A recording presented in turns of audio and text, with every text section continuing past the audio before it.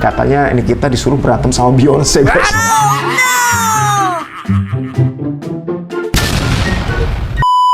Oke, kita lanjut di updatean selanjutnya masih dengan kasus Nikita Mirzani. Tapi sebelum itu silahkan untuk di-subscribe dulu.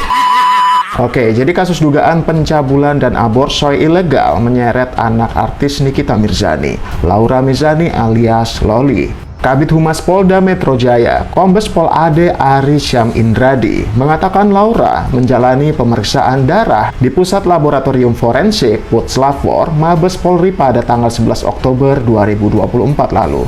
Penyelidikan selanjutnya masih menunggu hasil pemeriksaan darah. Sedangkan saat ini pemeriksaan sedang berlangsung di Puslapfor Barreskrim Polri. Ada fakta baru terungkap setelah pemeriksaan terhadap Fadel Bajide sebagai terlapor dan sudah rampung dilakukan. Kombes Ade mengatakan, Fadel Bajide memberikan kesaksian yang berbeda dengan saksi-saksi lainnya. Oke, kita akan membaca beberapa tanggapan warganet menanggapi preskon yang dilakukan oleh Kombes Ade tadi ya gitu. Yang pertama, lama banget prosesnya, ampun dah katanya. Gercep dikit Pak Polisi, capek banget katanya. Masih banyak kasus-kasus yang lebih besar di Indonesia nih katanya gitu. Ada juga buat yang nanya kenapa prosesnya lama. Mungkin hasil visumnya tidak sesuai dengan yang dituduhkan. Polisi harus punya beberapa bukti yang akurat. Jedak-jeduk nggak ya jantung Fadel katanya. Kalau mengira-ngira dari kata Pak Pol ini beneran bisa jadi kasus seperti kata NM. Yang kami mau tahu, ini kan kasus sensitif. Kenapa harus menunggu selama ini? Apa bukti-bukti yang diajukan tidak cukup? Meskipun sudah kasih lebih dari 2 bukti yang diwajibkan, masih belum cukup juga katanya gitu guys. Ini beritanya belum update. Visum udah selesai di tangan polisi. Di sini itu dibahas susunan yang belum match katanya gitu. Hasil visum udah mendukung, tapi susunan cerita masing-masing saksinya aja. Kan banyak saksi, terus ada jarak April, Mei, Juni juga gitu. Oke, jadi preskon yang diadakan oleh Kombes Ari tadi itu memang menyebutkan susunan acaranya ya, dan bisa dipastikan bahwa ini sebenarnya update terbaru Fadel Bajide saat ini itu adalah intinya masih dalam proses pendalaman penyelidikan sebenarnya, karena ada beberapa saksi, terus kejadiannya kan beruntut ya, itu ada di bulan April, kemudian ada di bulan Juni juga gitu, dan mereka itu maksudnya penyidik itu, polisi itu masih matchingin itu dari keterangan-keterangan saksi itu gitu, semuanya harus klop gitu guys, maksudnya gitu. Ada oknum di belakang kasus ini kali, jadinya sengaja diperlambat supaya nggak jadi dipenjara tuh si Fadel. Bukti, video, chat, saksi sudah sangat kuat untuk masukin Fadel ke penjara katanya. Iya sih, kalau dari segala saksi ada bukti juga itu sudah lumayan kuat ya, tapi mungkin dari pihak penyidik itu masih matchingin tadi yang tadi kita bahas tadi ya, matchingin antara keterangan saksi, para saksi-saksi ini karena lebih dari satu saksinya. Kemudian juga ada keterangan dari Fadel Bajide yang itu nggak matching gitu ya, itu berbeda dari keterangan saksi. Justru harus hati-hati, nggak boleh gegabah bro katanya gitu.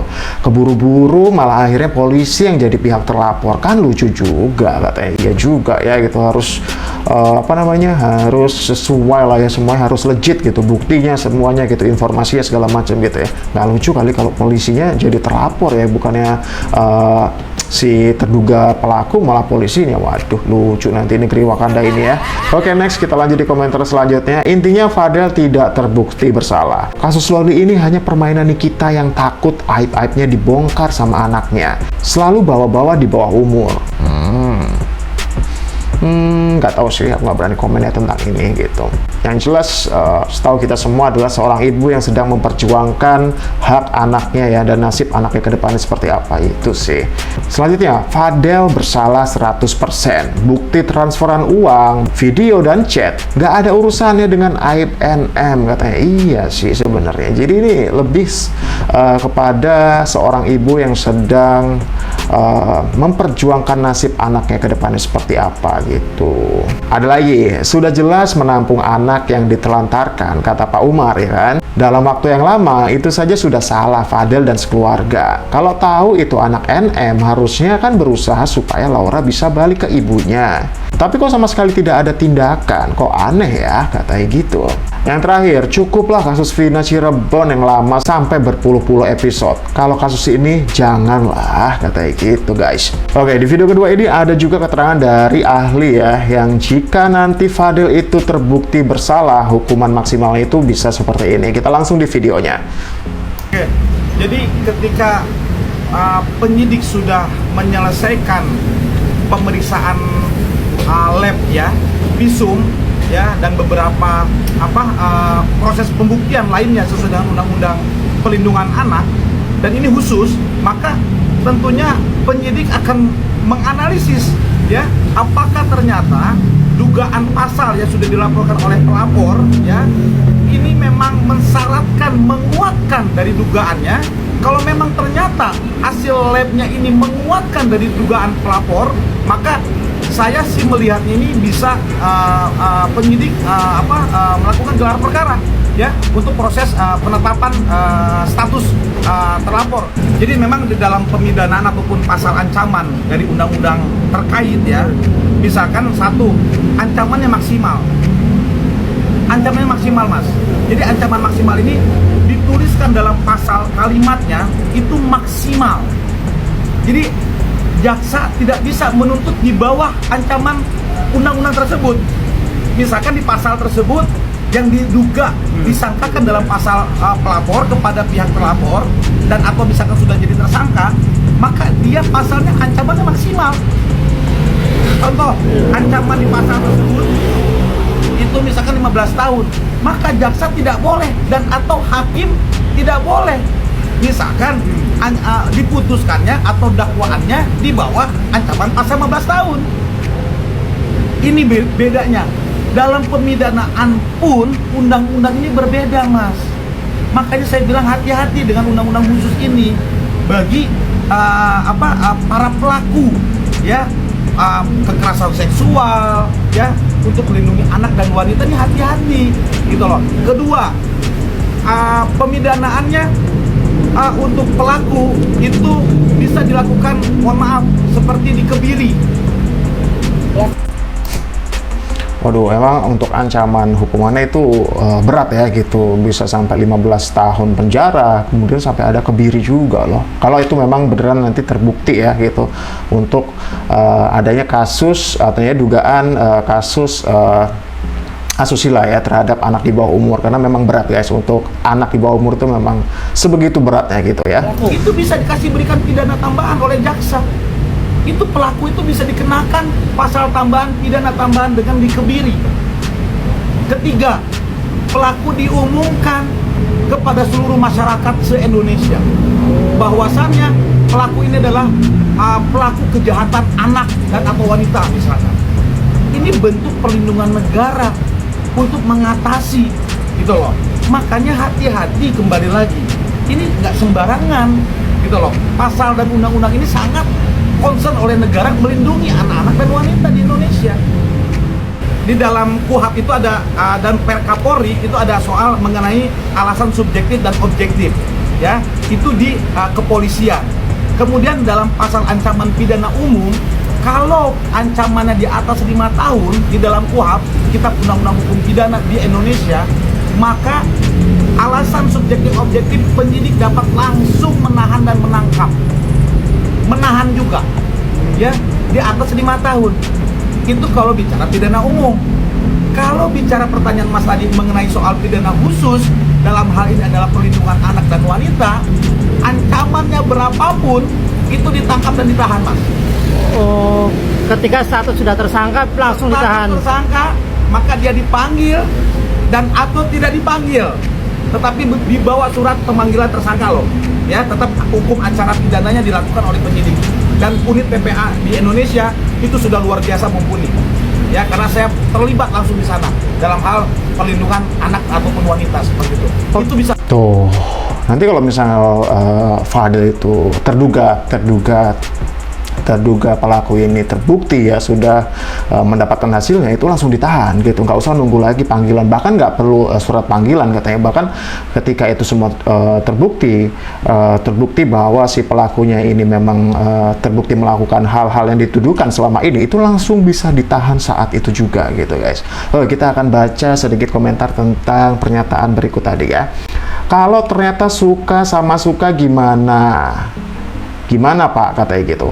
Nah iya nih, bener juga nih, ini banyak banget, sering banget yang ditanyain di beberapa komentar yang sering aku reaction videonya ya gitu. Gimana kalau ternyata si terduga pelaku dan juga terduga korban ini melakukan tindakan asusila gitu, misalnya itu dengan asas suka sama suka. Ternyata itu nggak bisa, karena nih ada juga penjelasan dari Bang Kemas Muhammad nih katanya, untuk khusus perbuatan apapun untuk kategori anak di bawah umur ya guys ya, sesuai Undang-Undang Perlindungan Anak perubahan 34 di 2014, tidak dapat memiliki kuasa kewenangan mutlak ya untuk melakukan perbuatan hukum apapun atas dasar tersebut demi perlindungan kepada anak-anak di Indonesia. Tidak dapat perbuatan tersebut adalah suka sama suka. Jadi untuk anak di bawah umur tidak ada tuh asas suka sama suka, karena ya itu udah tindak kejahatan gitu.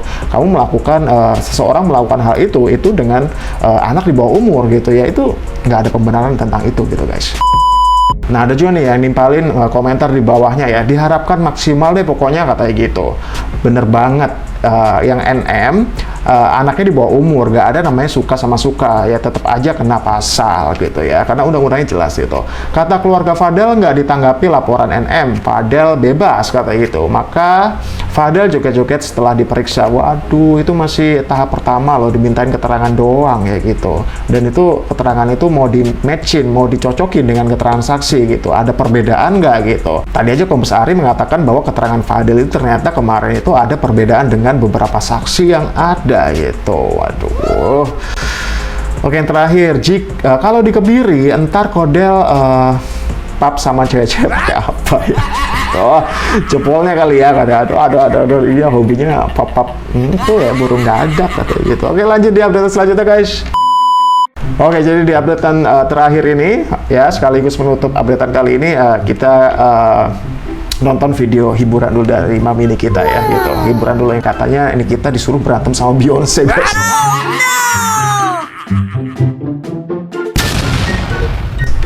Ada aja warga plus 62. Ini dia videonya. Ketika kesabaran Ami diuji netizen Beli sosis malam-malam. di mana? Via WhatsApp atau di Shopee namanya Niki Ayam, atau di IG-nya tuh di follow Niki Ayam. Dugem dulu alah mingga, udah tua gue, nggak sanggup gue berdiri lama-lama. Lagian kan gue udah nggak ngerokok, jadi gue kalau nyium asap rokok tuh pingsan, gue nggak kuat gue. Anaknya lagi di karantina, netizen nyuruh pula mamanya dugem, ya nggak mungkin lah guys. Mendingan di rumah selonjoran.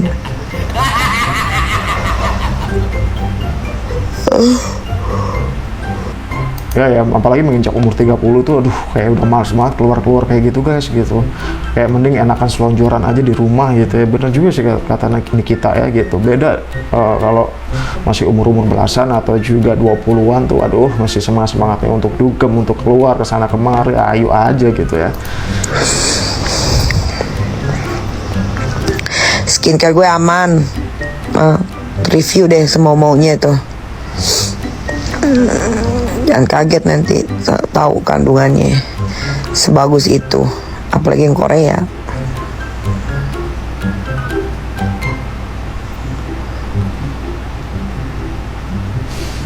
Jadi memang perdebatan antara skincare di Indonesia ini masih berlangsung ya gitu. Mana aku juga sempat bahas sedikit ya tentang Nikita Mirzani dan juga versus siapa, Suneo katanya gitu. Lagi rame juga kasih tuh. sosis nggak bisa, Rasman nggak bisa makan sosis, dia langsung makan sapinya yang utuh. Bang Rasman nggak bisa makan sosis katanya, bisa langsung makan sapinya utuh, buset. Dia bukan manusia, dia siluman. Astagfirullah.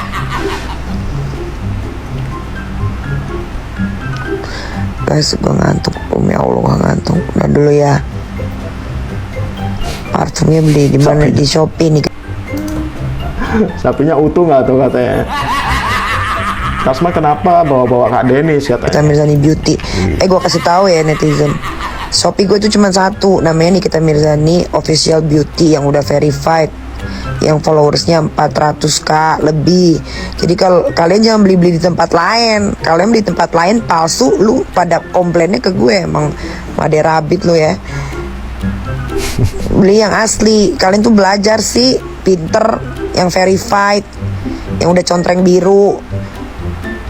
Terus kalau ada gila-gila beli di akun siapa, komplainnya ke gue, padahal itu bukan produk gue, karena Slim gue itu kan best seller kan. Slim gue tuh best seller. Pada seneng kalau kita ngomel ya gitu. Aduh capek ngakak kata ya Allah. Jadi katanya. udah ada yang malsuin. Marah lagi dong katanya. Apa tuh? Nanti dulu Ami, jangan bobo dulu, aku ngakak katanya gitu. Hiburan sih emang. Lucu dia kita tuh ya, selain humor, cantik juga gitu ya. Tapi baik juga gitu.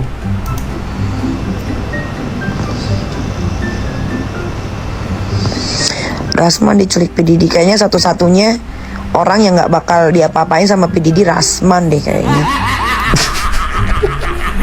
Dan kemarin PDD dibawa katanya, Rasma diculik PDD katanya. Waduh, salah satunya orang yang diculik PDD yang nggak akan diapa-apain katanya kayak sama PDD-nya katanya. Ada aja. Rasman.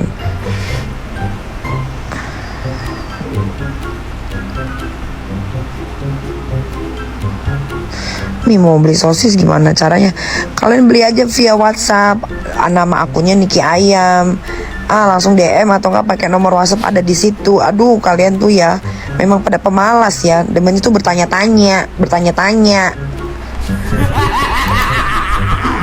Gasak Fadel katanya, ngakak banget katanya. Aduh. Kayak tamu. Rasman turunan Arab nih katanya. Berani sama Beyonce nggak Mi? Kejauhan Berarti nggak sama Beyonce nih katanya. lu kalau gue berantemnya sama Beyonce kejauhan PA. Kenapa jadi gue disuruh? Kenapa jadi berani nggak sama Beyonce? Emang dia kenapa si Beyonce? Terus, pada gila netizen Indonesia ini ya. Ini yang komen random banget, tiba-tiba si Ami suruh berantem sama Beyonce. Apa hubungannya? Good. Emang lagi rame juga sih ya, setelah adanya kasus PDD ini Beyonce juga ke bawah-bawah gitu. Ya kalian pasti juga banyak Night, tahu. good night, Dr. Francisca Mukhtar.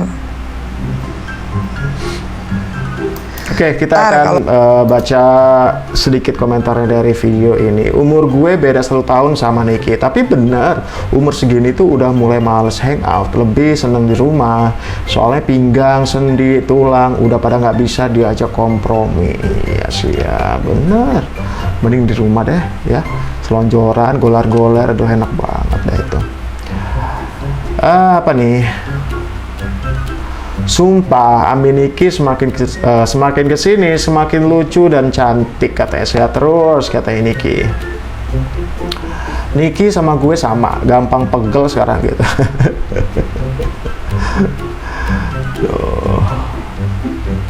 Nggak ngerokok tapi nge-vape sama aja anjir gitu.